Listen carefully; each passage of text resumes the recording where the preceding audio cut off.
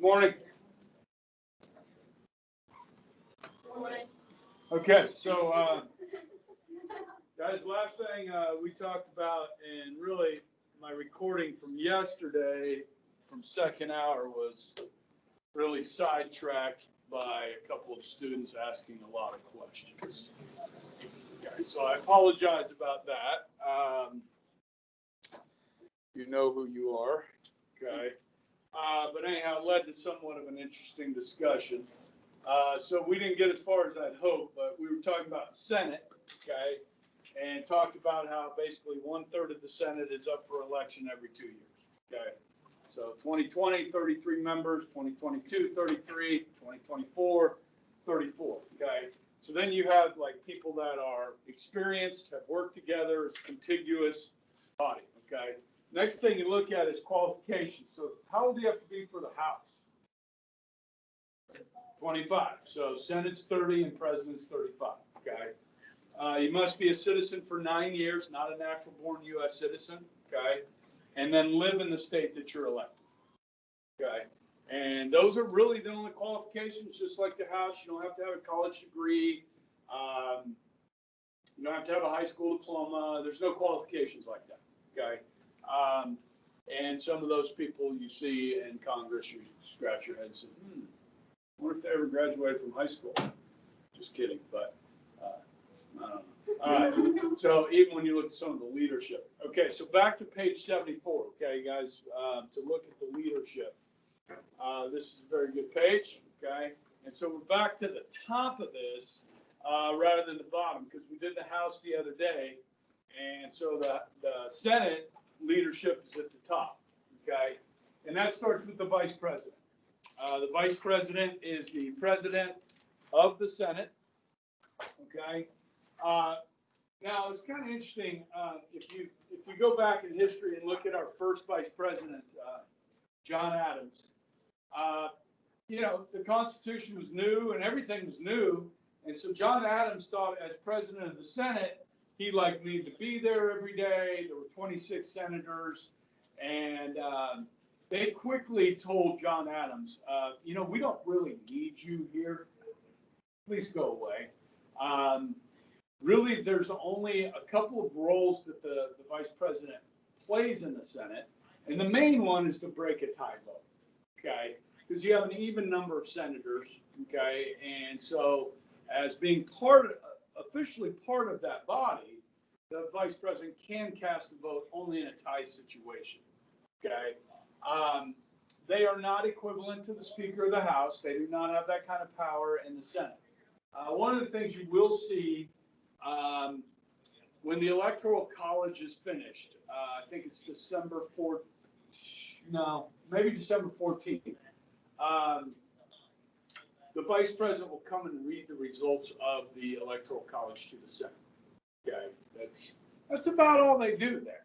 Okay, now he can preside over the Senate anytime he wants, but he's not really requested to be there. And I'll start saying she probably before too long. Okay, then your next, and this is actually spelled Senate President pro tempore. Okay, so Senate President pro tempore. Now, this position was created in 1947, okay? If you watched the history lecture yesterday, I talked about Daniel Inouye, the Japanese American that fought in World War II. If you missed that, it's a great story, okay? He became Senate President. Okay, so in 1947, it used to go, you have the President. Okay, the President dies, who becomes President? The Vice President. If both of these men die, who becomes President? The Speaker of the House. Okay, if all three of these people die at the same time, this person will become the President. Okay. Prior to 1947, it went from Vice President to where it goes after this, which is Secretary of State, okay, which was our first cabinet post. And who was our first Secretary of State? Thomas Jefferson. Okay. And then Secretary of Treasury. Who was our first Secretary of Treasury? Hamilton. Okay. Then Defense, and then on down through 15 of them. The last one was Homeland Security. Okay. Now, it used to go from President, Vice President to the Cabinet, but they stuck Speaker and pro tempore in between because these people are elected. These people are appointed. You know what I mean? So this made us more democratic. Okay. And by the time we reached 1947, there were 7 presidents that had died while in office. Okay. So they just thought they would make this change. Okay. After World War II. And so that's really their only role. This doesn't give them a lot of power. The Senate President pro tempore, and that's Chuck Grassley. Okay. It's more of a ceremonial title. The longest member of the majority party in the Senate. So usually these people are really old.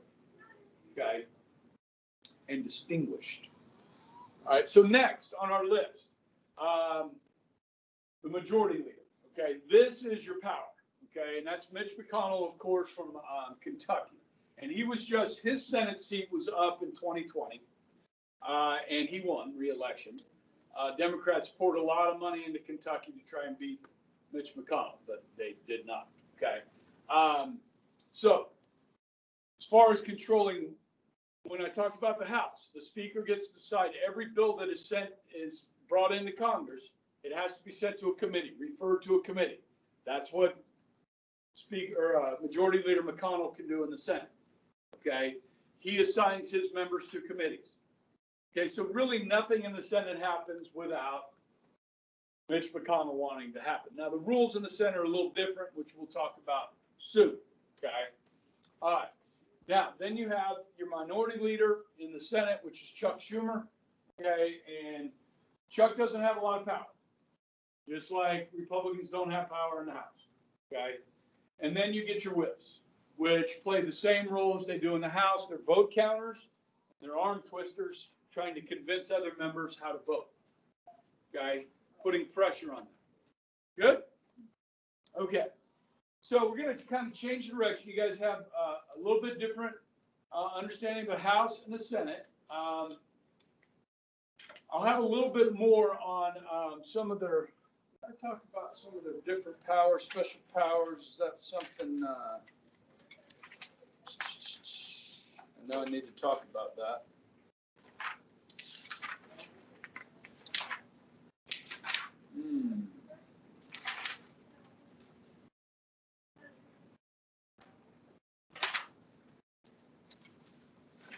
I should talk about that.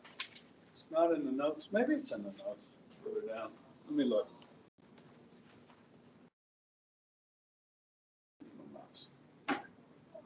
Yeah, I hit that. Okay, good. All right, so we're going to look at powers. Now, if you turn the page to 75, okay, at the top, you'll see Article 1, Section 8 of the Constitution describes these powers that the Congress has, okay?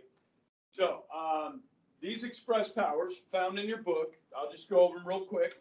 Introduce, pass new laws. Pass laws affecting the structure of the federal courts. So guys, the only court mentioned in the Constitution is the Supreme Court. Okay, after that, Congress created all these courts. When I talk about the federal courts. So what's that structure look like? Just briefly, we'll talk about this at the end of before Christmas, I hope. Okay, you have the U.S. Supreme Court. There are 13 circuit courts. These are appeals courts. Sometimes call these appellate courts. Okay, and then you have 94 federal district courts. Okay, these were all created by Congress, except for the top one. There's one of these. There's 13 of these. There's 94 of these. Okay. We have one of these in Wichita, a U.S. federal court. Okay, we have a federal building in Wichita, Kansas. All right, only 94 cities have them. We're fortunate enough to have them. Okay, we're a little big city. All right, one of the top 94. So anyhow, if there's a federal case, generally starts here. These are like trial courts. Okay, and then if you don't like your decision here, you appeal to here. If you don't like your decision here, you appeal here. This happened in Wisconsin, because state courts are a lot like that. So President Trump's, trying to file some lawsuits for the election in Wisconsin, and he went straight to the Wisconsin Supreme Court, and they denied it because they wanted him to start at the lower courts. So sometimes the Supreme Courts will take cases of original jurisdiction, the original case, but it's rare. Okay, so the case in Pennsylvania. So when Trump was, trying to do these lawsuits in Pennsylvania, it failed the Pennsylvania Supreme Court. So now he can go to the U.S. Supreme Court.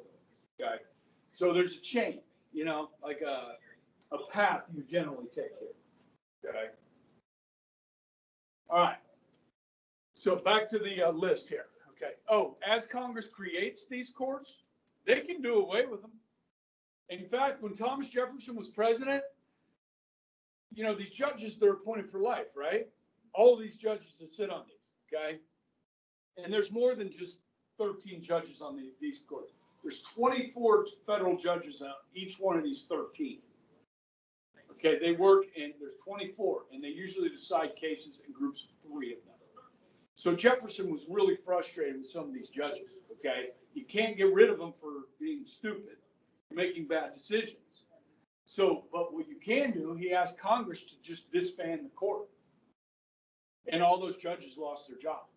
And then they created a new court to replace it. That's like serious cojones right there. You know what I mean? To get Congress to do that. And the fact they went along with it because they didn't like the judges either. Okay? Yeah. So that can take place. Print, regulate U.S. currency, regulate international and interstate commerce, set and collect taxes. Okay. Remember those bills, if they're going to collect money or tax you or spend your money, it's got to start where? In the House. They can raise an army and navy, establish requirements for immigrants, create and maintain post office and postal roads, enforce copyright law, govern the nation's capital. Okay. We talk about governing the nation's capital. The highest elected person in D.C. is the mayor. They have a school board. Guys, these are among the worst public schools in the country. There have been times where the U.S. Congress has taken over running the public schools in Washington, D.C. Took it away from the school board and the mayor and said, we're going to do this. Why? Because they were failing so poorly. I mean, I told you that story about the mayor of D.C., didn't I? Tell you that story? They used to have a mayor called Marion Barry, okay? And Marion Barry was under investigation by the FBI. We never have corrupt politicians, right? So anyhow, because he was under investigation, they had a warrant to follow him and wiretap surveillance, okay? They caught the mayor in a hotel room with a prostitute smoking crack. Okay. He went to jail. He got out of jail and ran for mayor of DC again and won. I'm not making this up. It's actually kind of a tragic story. He passed away a couple of years ago. And I was reading a story about him, and I'm like, because I remember this going on, just like, I can't believe this guy, But then you kind of look at just his life, and it's just kind of tragic, Kind of feel sorry for the guy, but yeah, that's kind of a funny story. Okay, we've had a lot of big city mayors go to jail. Okay, there's a lot of corruption. Okay, all right, so I just put this together here, the power to tax, just because I like to talk about taxes. So here's a list of some taxes. Okay, of course you got the federal income tax, right? Okay, you guys heard of the excise tax? That's the sin tax. So like on tobacco and alcohol, there's an extra tax. Okay, that's to discourage you. This is called what's the word? What? Like guilt trip? No, not really a guilt trip. It's called social engineering. So the government tries to engineer a better society by using the tax code to discourage people from doing certain behaviors. Social engineering. Okay. Yeah, that one thing. That one thing, like, it like kills off the meat. Oh, eugenics. No. I don't know the term. Wait. Are you talking like survival of the fittest? Yeah, what's that called? Evolution. No. Darwinism. Social Darwinism. Like survival of the fittest. It's like, there's like a word, and we talk about it all the time in this Nielsen class. I did. No. Oh, Davidson. Nielsen. Who? What is it? Nielsen. Oh. It's like traits you can keep it this good. Yeah, just go. I don't even know. I can't remember. Okay. Somebody, I thought somebody was here with us, but maybe not. Okay. All right. Tariffs. Tariffs. Tax on imports. They can't do tax on exports. That's in the Constitution. Otherwise, they would. All right. Inheritance tax, sometimes referred to as the death tax. So they tax you your whole life, and then you die, and they tax you again. Okay. Now, generally, guys, this is for large estates. So if somebody has an estate, I think the number's like 1.6 million now. Yeah, go I ahead. remember the word. What is it? Natural selection. Natural selection. Thank you. I'm not sure exactly how that applies I don't to know. I just thought. syntaxes, but Okay. okay. I don't know. You guys know what capital gains tax is? Come on. All right. So you invest money, all right? So you got $1,000, okay? You invest it in the stock market, okay? You make $500, okay? You're at $1,500 now, okay? God bless you. Now,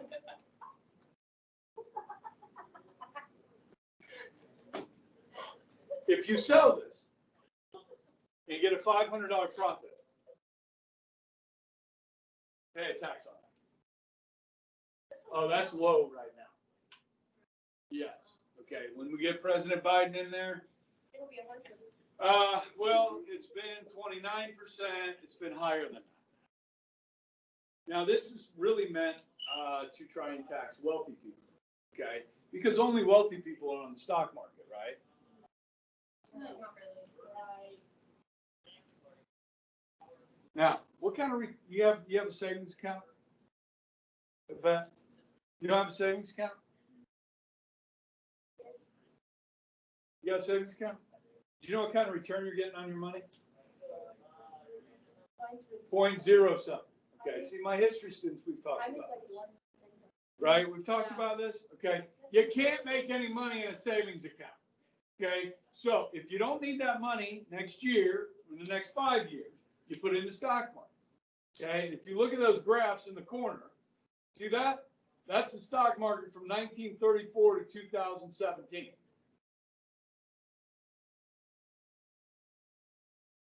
It averages between 6 and 12% over time, not less than 1%, which is what you're getting in your savings account.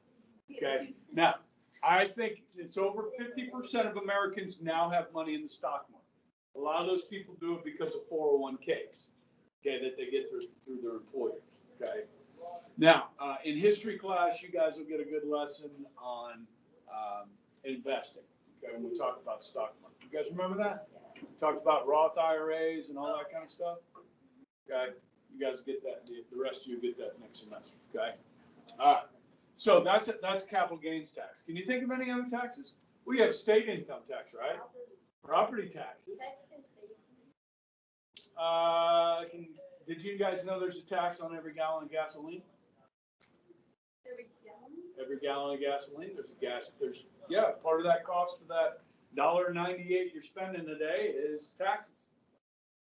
Some states it's higher than others. It's like, well, Oklahoma used to post it on the pump, and I think Oklahoma said it was like 26 cents. Now, Oklahoma has the lowest gas prices in America, or in Tulsa, Oklahoma. because they have oil refineries there where they refine oil to gasoline, and the transportation to move that gasoline from the refinery to the station is down the street. But like, how much is it? Like 50 cents? No. Well, I mean, now Wichita has really low gas prices Yeah, I was too. gonna say. So we're not far from Tulsa. You know what I mean? So if you live in California, it's a whole different ballgame. Okay. Yeah. If you live in Colorado in the mountains, okay, you got to drive those gas trucks over the mountains, over the over the pass and all that. It's more expensive. Okay. So anyhow, guys, there's so many taxes. Okay. But a lot of people just don't pay attention. All right. All right. So next up, copyright was something that was mentioned here. Copyright and patent. Okay. So copyrights are usually put on things like books, lyrics, drama, painting, sculpture, internet, music, and so forth. If you get a copyright, it's good for your life plus 70 years. Okay. So like movies. That's why YouTube can't just give away stuff for free. You got to pay for it. There's copyright on it. Okay.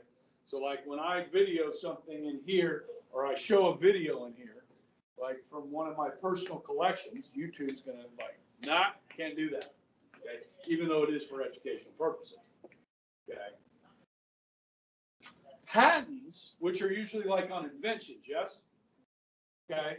So patents are generally about 20 years. They do vary. Now, one of the things that Congress has changed on patents is like prescriptions, drugs. So any of you guys take allergy meds? Okay, what do you take? Sounds like you need one. Yeah. I like Allegra. You like Allegra? I do Zyrtec. Benadryl at night. Yeah, sometimes that. Yeah, Like Allegra bothers my stomach. Claritin. Yeah. Okay, when I first started taking Claritin, when it first came out, you had to get a prescription for it. Okay, and it was expensive. Okay, Congress changed the patent law on drugs, not like prescription drugs. Okay, to 7 years. So if you come out with a pill that cures cancer, you have 7 years to hold the patent on that, and you can't get any generic knockoffs on it. Okay, and so you can make money on that. Okay, but after 7 years, Walgreens and Walmart and Dillon's can come up with their own generic one that you can buy. That's cheaper. It's got the same formula.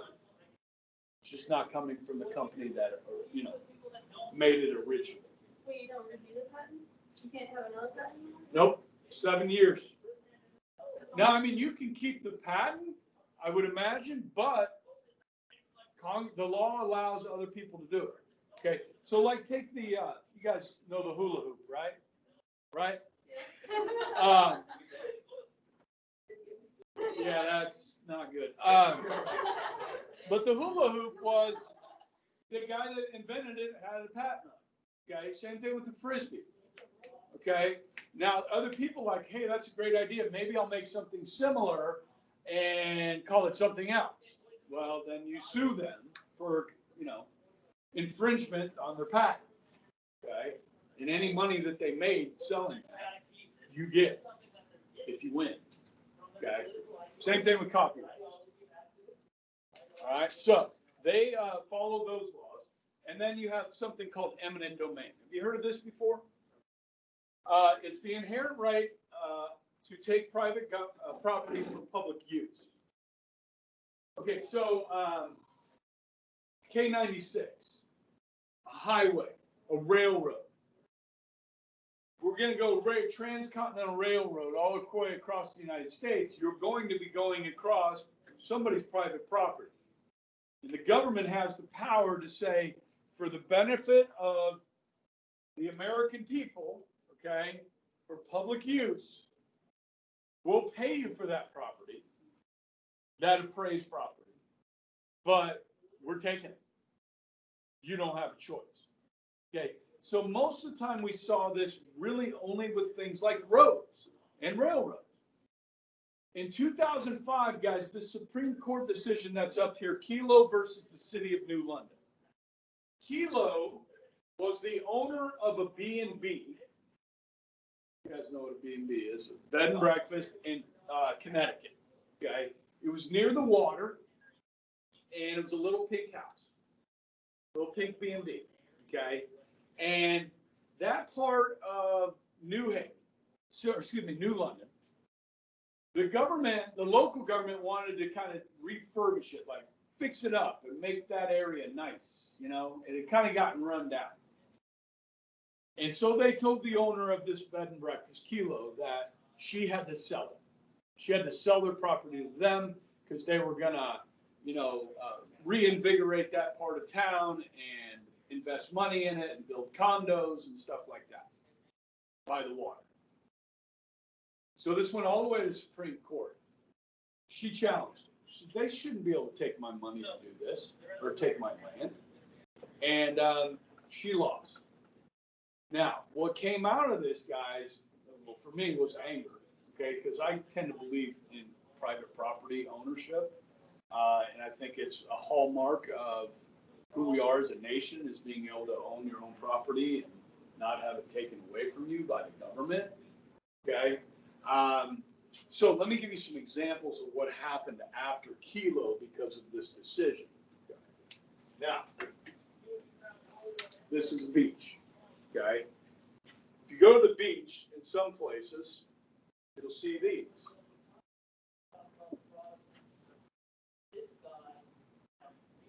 What do we call this? It could be hotels or condos. You guys ever been to Destin or Orlando or like to the beach anywhere? Shaking your head. Yes, where? You've been to Destin. And they have these freaking things everywhere, right? Right on the beach. Yes? Okay? Everywhere. Now, 30 years ago, it wasn't nearly like that. Okay? It's really blown up. But you would have seen 30 years ago more of these. This is just a cinder block house. Like these cinder blocks, right? Little beach house. Dad bought beachfront property back in the 1940s. Grandpa did. And he built the little beach house on it. And now, because of real estate values, that's worth a lot of money. Yes? But the family comes down there every year. It's a tradition. It's passed down to the next generation and so forth, right? It's wonderful. And it's surrounded by these high-rise condos, okay? See, in this condo, there's 150 condominiums. So it's like hotel rooms, right? You got all these floors, okay? And they all look out over the ocean or the Gulf of Mexico, okay? My wife and I, family, we rent these condos down there, okay? And you got this guy, okay? So what you have here with these 150 units is 150 people paying property taxes. And each one of these condos, especially this nice one at the penthouse, okay, are worth $250,000, $300,000 each. So that's a lot of taxpayers. Okay, another 100 here, another 75 here, 100 here. How many taxpayers are here? Property taxpayers. One. So if the county or the city says, look, if we can force this guy to sell, we can create a condo here with 150 units. And through that property tax increase we get, that money, we can build a new school for our kids. And this benefits the whole community. So let's make this dude sell his land that they've owned for 75 years in their family for the benefit of the whole community. You like that? I think that's crap. Now, some of you might like that. I don't think it's good. Okay. Give you another example. Oakland, California. Okay. You guys been over by Wichita State 21st Street area where they have a new little library there. They've got a police substation. I mean, that's a high crime poverty area, and they've tried to kind of revitalize it. There's a Boys and Girls Club down there. They've tried to clean it up, you know what I mean, and make it nice. Well, that's what they were trying to do in Oakland, California. And there was this guy, it was a third generation tire store at this intersection corner. And grandpa owned it, dad owned it, and now the son owned the tire store. Okay? And they said, you got to sell. We're going to fix this area up.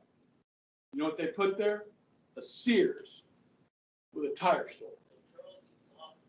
They forced this family to sell it. Okay? So I don't know. I'm still outraged about this.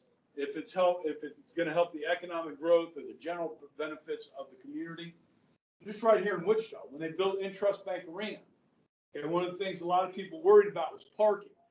There's not going to be any parking down there. Okay, if they wanted to, the city government could force people to sell.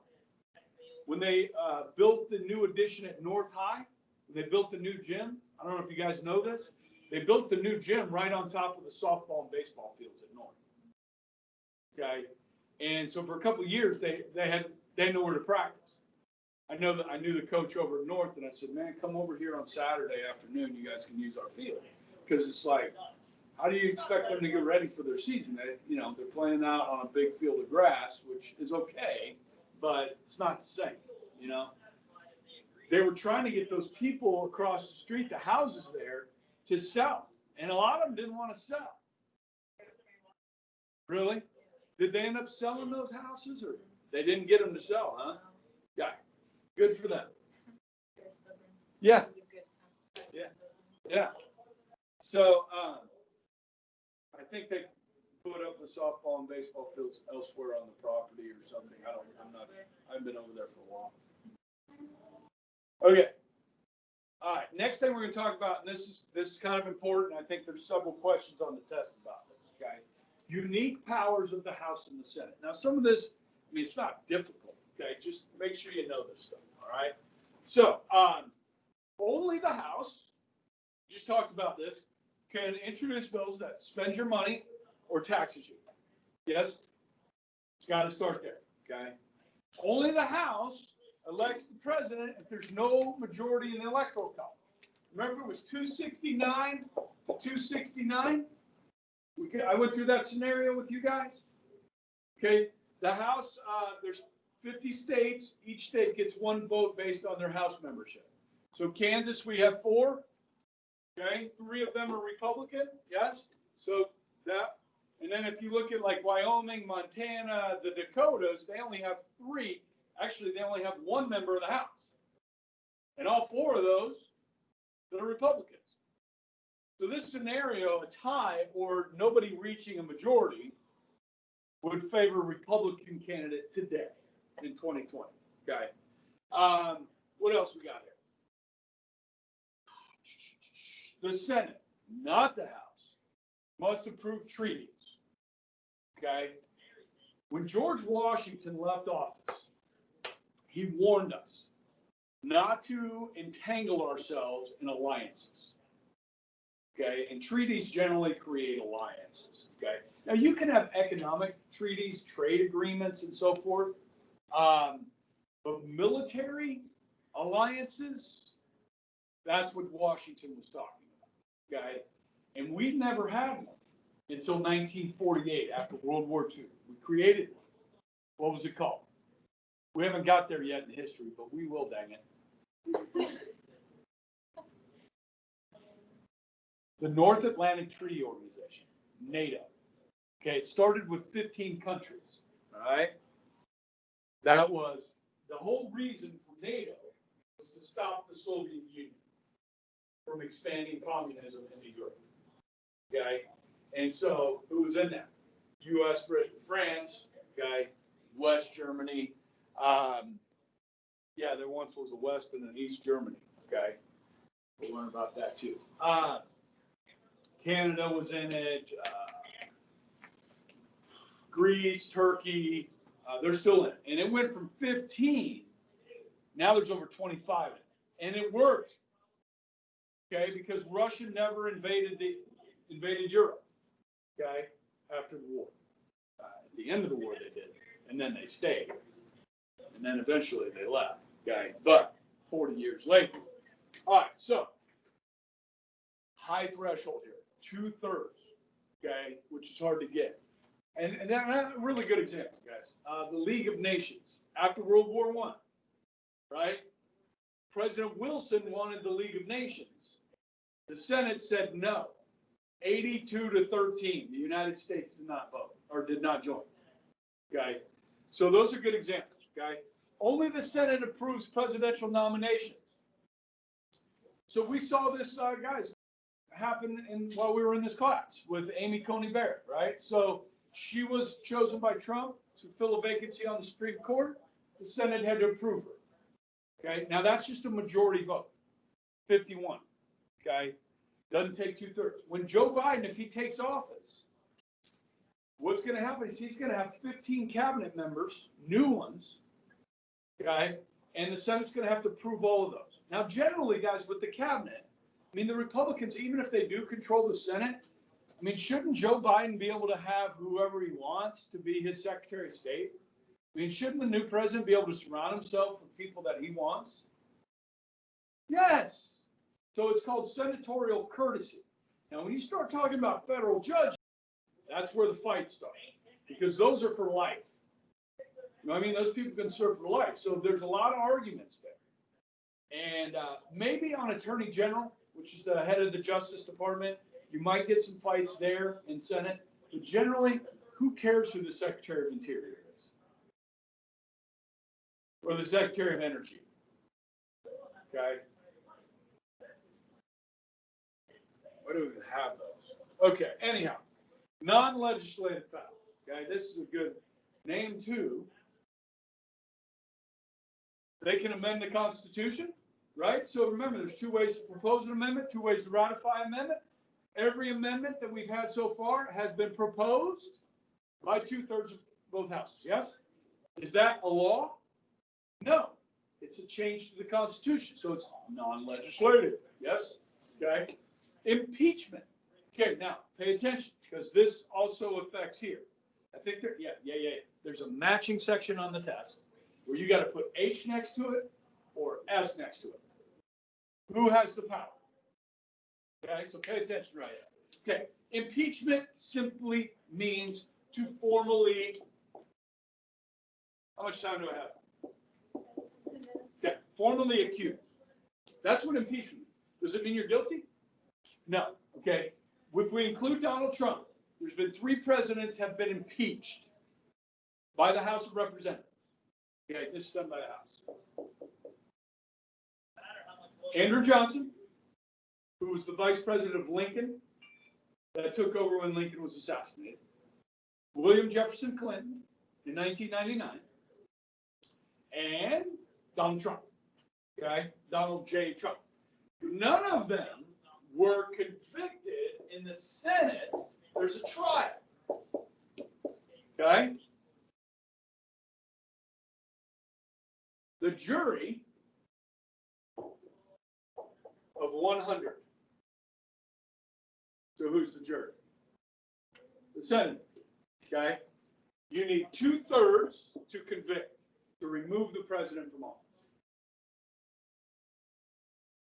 Is there any real question, like, was there going to be 2/3 of the Senate that was going to convict Donald J. Trump when there were 53 Republicans? No. Did we really think that the Senate was going to convict Bill Clinton with 2/3 vote? No. Everybody knew the outcome before it even happened. You know what I mean? So it's a political show trial. Now, the prosecutor, they'll send some members of the House over to the Senate to make the case against the president. The judge, if the president or vice president are being impeached, the judge in this case will be the Chief Justice of the United States Supreme Court. Now, if you're trying to impeach the Chief Justice of the United States Supreme Court, the vice president will be the judge. The Senate will be the jury. You can impeach federal judges, vice president, and the president. You can't impeach members of Congress. Makes me laugh when I hear, we should impeach that person. It's not outrageous. Has the vice president been impeached? Never. Never been impeached. We've had one resign. Who? Nixon's first vice president. Spiro Agnew. Corruption charges back in Maryland when he was governor. Yeah, we have no corruption in this country.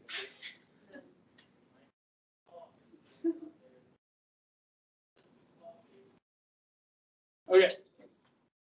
So you understand impeachment? The Senate does the trial. House does the impeachment. Formally accused. Got it. All right. What else we got? Investigatory power. Okay. This is called congressional oversight.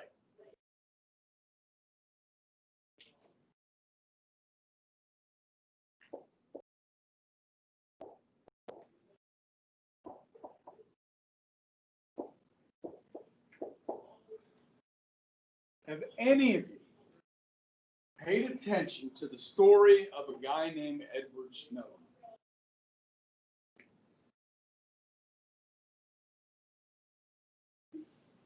Do any of you guys know what the NSA is? No, jeez. The National Security Administration.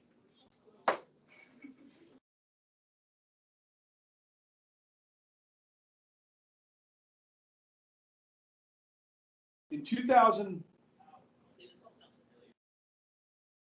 I believe it was, maybe later than that, okay? Edward Snowden was a former CIA employee, was working for another company, but had high security clearances with the NSA. And while he was working for the NSA, he found out that the NSA had created a computer program called PRISM.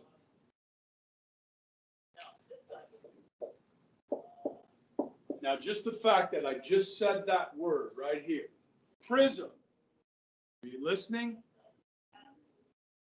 Because the government's probably listening to this now. Because this word, okay, they were tracking, basically casting a net over the internet and looking at emails, Google searches. Basically, anytime there was a Google search, a Facebook post, okay, a phone call to certain phone numbers overseas, they would collect all of this data, okay, and store it. They were spying on the American people. Now, you guys remember the Fourth Amendment?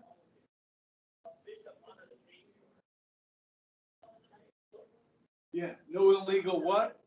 Search and seizure. Without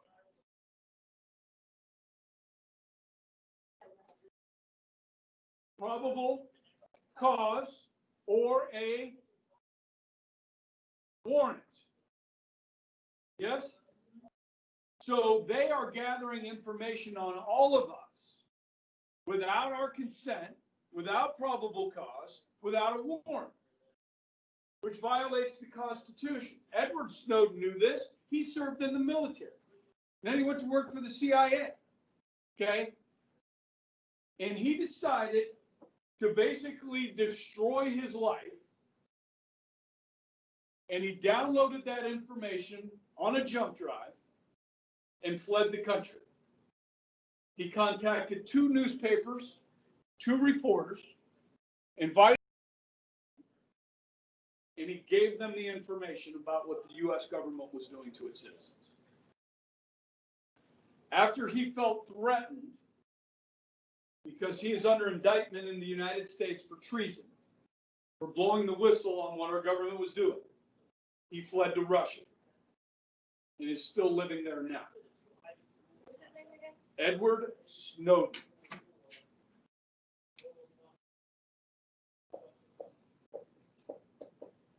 There's a really good documentary on this because he invited the cameras in. They produced the documentary themselves while this was going on. There's a camera in the hotel room with him in Hong Kong. So he's still alive? He's still alive. Okay.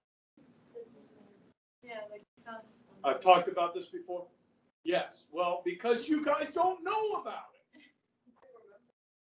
Was it in this class or was it history? I don't know. So are you saying if I'm on my phone and all of a of a sudden I say prism, the government. Man, I'm telling you what, I would not, certain words they're listening for. Now, they do this under the guise of stopping terrorism. Yes? Yes? Yes. Okay. And guys, people like Mike Pompeo that I respect, who was the CIA director and now the Secretary of State, support this. Okay, because they say that we have stopped several terrorist attacks against the United States. Mr. Ebright, I have nothing to hide from the government. I haven't done anything wrong, so they can spy on me all they want. That's the attitude of some. And the other attitude of others is that, wait a second, they have no right to look into what I'm doing. Now, if the government keeps all this information, and we just saw this, guys, with Trump, even before he took office, they were wiretapping him, Trump tapped, and they used the government to wiretap General Flynn, and he was caught and trapped by the FBI in a lie. Okay, it's crazy the amount of power. So what I'm saying is, let's say one day I decide to run for office, okay, and a friend of mine 20 years ago sent me an email that was racist, and I kind of did a smiley face and forwarded it to somebody else, okay, and the government has that. And there's somebody in the government that doesn't like Republicans like me, right? And so they start digging up, finding all this stuff, and go back through all the archives of Charlie Ebright, and then just hand it over to my political opponents and use it against me 25 years later. They do that with like sex scandals, right? All kinds of stuff, guys. Blackmail. They have no business being in our stuff. And without Edward Snowden and guys like Julian Assange of WikiLeaks, we wouldn't know what we know. They brought the head of the NSA. This is oversight. Congress found out about it. Everybody found out about it. Congress called in the head of the NSA, James Clapper, in front of the world and asked him, have you been knowingly or wittingly spying on the American people, gathering data on Google searches and so forth? And he out and out lied to the American people and to Congress and said no. That man should be in jail. But nobody goes to jail. Nobody goes. It's the justice system. And for them in Washington, the powerful, it's just us. Just them. They take care of each other. Republicans and Democrats, they both take care of each other. I'm sorry. I didn't mean to get all caught up in it. But watch the freaking movie. Okay, there's a movie on Netflix. There's a documentary as well on Edward Snowden. Okay? With You all got the whole data, weekend. can't they use that for like civil case, like criminal, like murders or something like Well, see, they would have to have a warrant. I mean, you know what I mean? To use that information, you can't use information in a criminal trial that's not obtained without a warrant. Now, if it's terrorism, they could use it. But they could just give it to newspapers. They could just give it to, your political opponents. I mean, leak it. That's like uncomfortable to think, right? Yes, it should be. Please look into it. Thanks, guys. I'm confused with how they